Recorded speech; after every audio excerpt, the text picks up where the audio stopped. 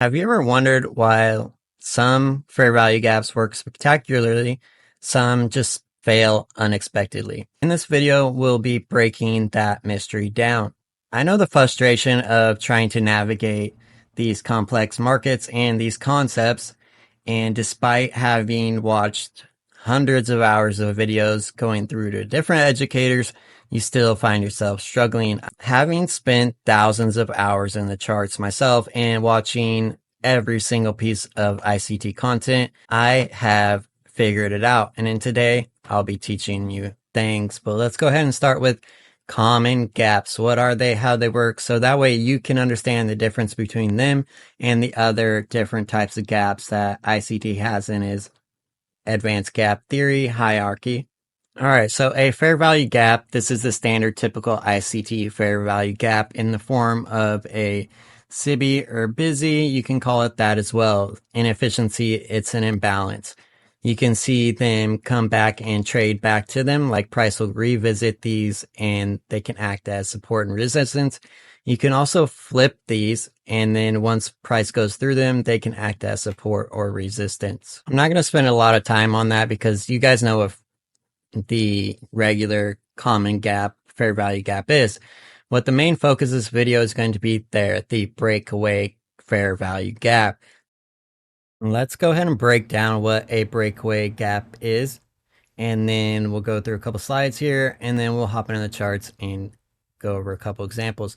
A lot of people have tried to explain this. I personally didn't understand it until that long ago. I actually got to go really deep into ICT's content to be able to find the exact sections that he talks about it. I downloaded the transcript, and then I used AI to help me find the exact moments in the videos he talks about the breakaway fair value gap. So here is the definition of the breakaway gap. Breakaway gaps occur at the beginning of a new trend. That is very important. They represent a sharp breakaway from the previous price range or consolidation. And then here are the rules for the breakaway gap. You can call it a breakaway fair value gap. That's what I'm going to call it. It is breaking away from a higher time frame high. Occurs on the second market structure shift, and it leaves some of the gap unfilled. And then something else I just forgot to put in there that I just put in there makes a lower low on the chart. So let's touch on this again. It makes a second market structure shift. That means it takes out two swing lows, not just one.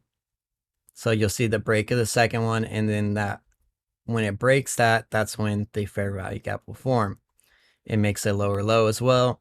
Let's go ahead and jump into the charts here.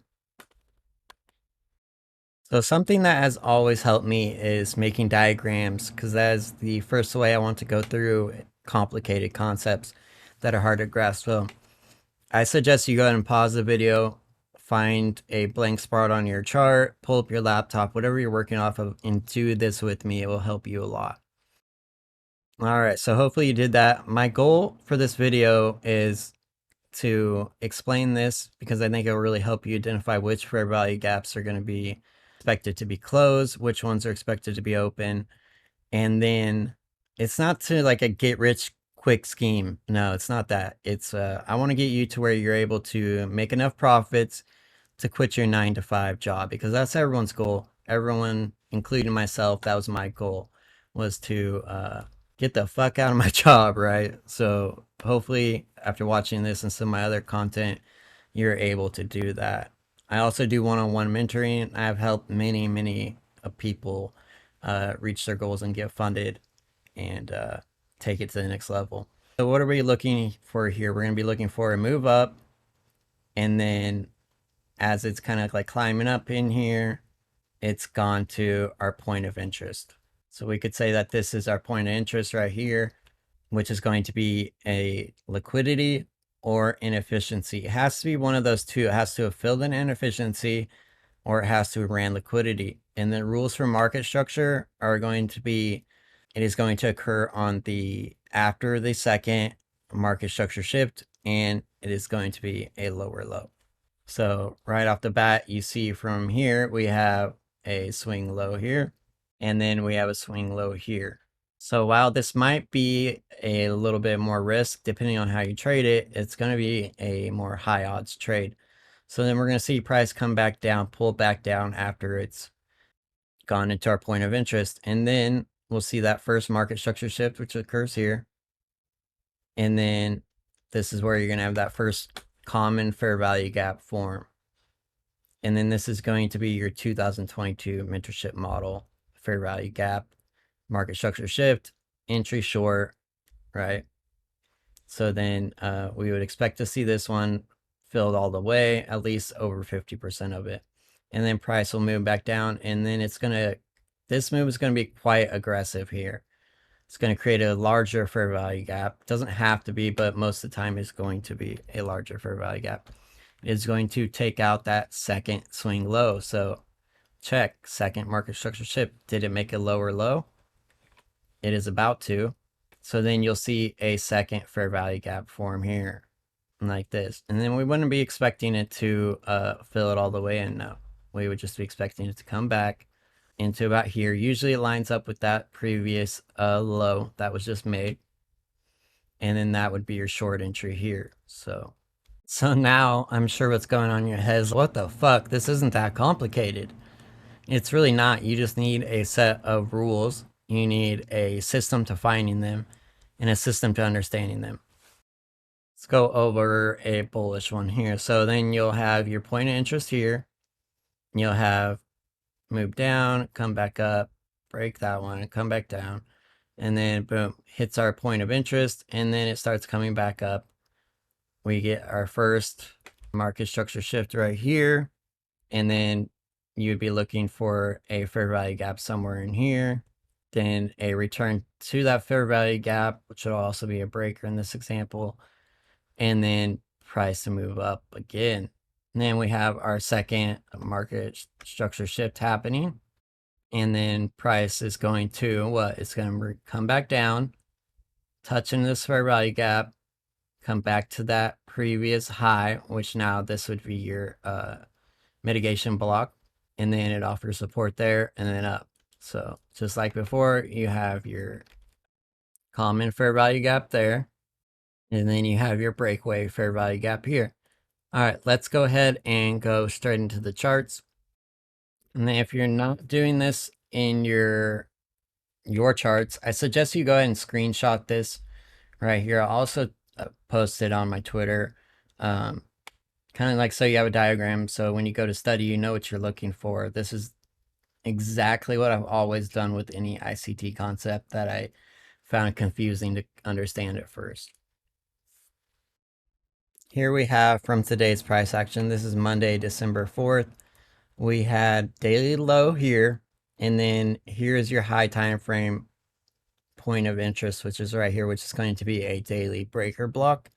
And then there's still more unfilled inefficiency lower, but anytime with gaps or inefficiencies, they always go to the breaker block and then the rally, or the breaker block or the mitigation block, and then rally and come back and hit it again.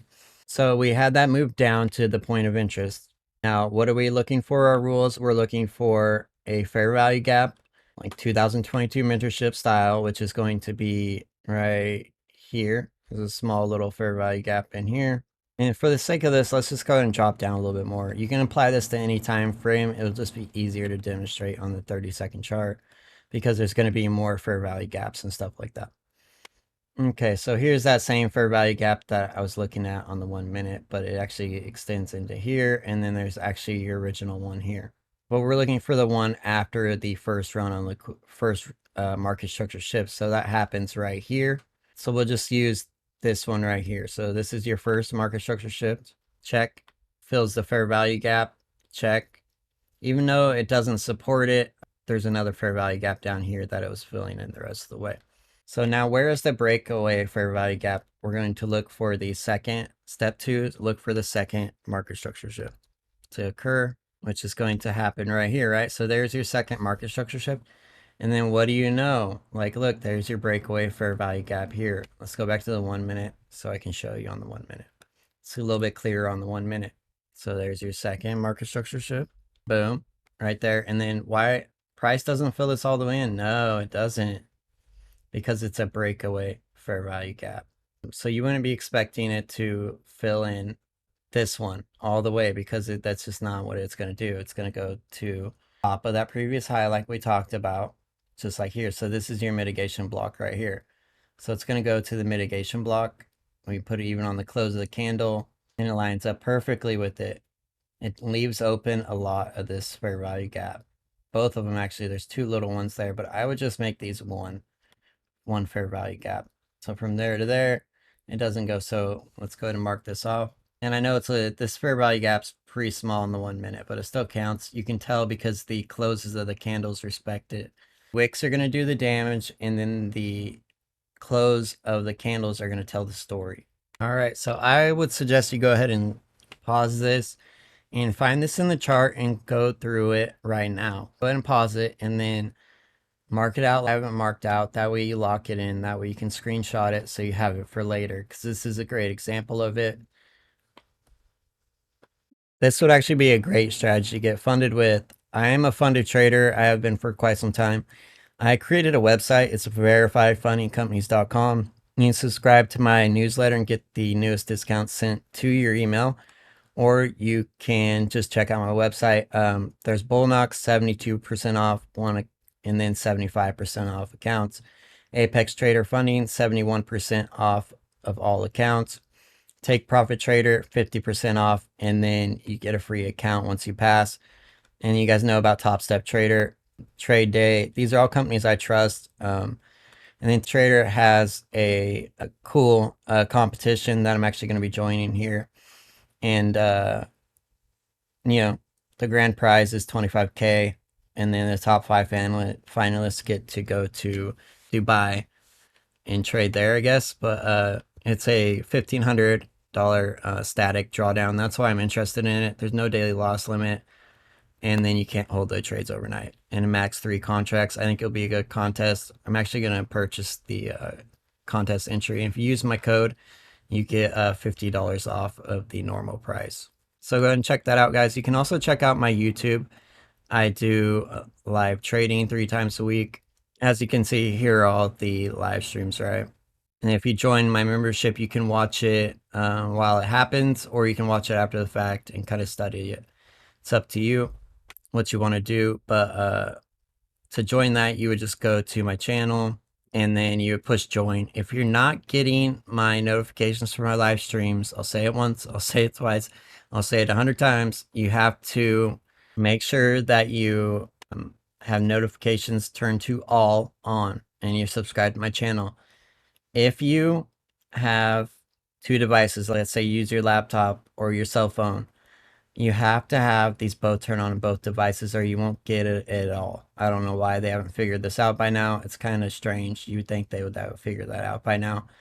But you can subscribe and turn it to all. But if you want to join my membership to be able to access the live streams after the fact and some of the analysis ones, you're going to need to push join right here. It would be right here. And you push join, and then it would get you into the community. It's only $3.99 a month. I made it cheap so everyone could have access to it.